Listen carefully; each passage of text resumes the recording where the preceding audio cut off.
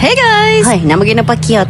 This is Ate Pipi once again and I hope you're having a great day today. Today I'm gonna be sharing to you our quick little trip sa Yogurt House located in IT Park, Cebu. Actually, I've been seeing this store for quite a long time now and I've been curious as well kung ano daghan kayo maglinya din. No? It's just that nagpugong-pugong sa taas itong mga cravings dili kay ansaan na itong mga bayro nun day.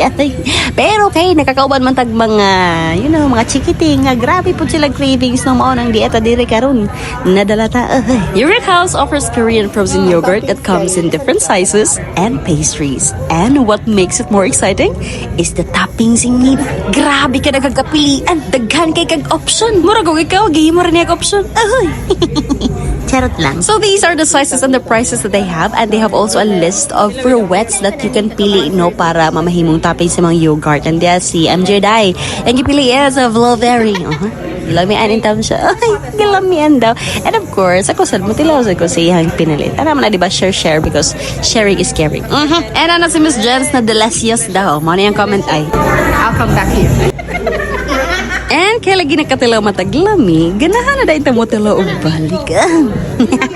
Mao itong napa-order sa Tagkalit, no? And these are our orders. They look so yummy like me. And of course, di you claim to na picture, o diba? Ni mga dagwan ni magastadora ni Moro mga apo ni Henry C, o diba? Kung saan yung pag-smile MJ day? O sige, forward pa si Mod Elgin. O diba? Mga late na miday, pero sige nga po na silang picture. Mga gahi gani sila. Nagkiat, lagdagway, ani mga tawhana. Sige, anyong hasiyong, walay inyo. Tanawa naglagot tas Miss Jens kay di na tarong inyong pronunciation. And of course, di kalimtan ang main purpose nga nung nagdungan tang tanan din hino para mag-isig tinalaway. Ay, mahala lagi mag-isig tinalaway sa itong pagkaon basta dili lang sa uyab. O di nato nang sugdan. It's so flavorful. Yeah, I love it. It's very fruitful, The fruit is overflowing. And actually, this time is our lunch time. We only have 30 minutes left. Pero di ang mga kagwang ng isig tinilaway bisag sige nagbira si Carl. Padayang yapon si nagtinilaway. Ay, kay mga sabal paminawar gud ninyo. Only best coffee. Can I have? Only one, the dragon and the fruit.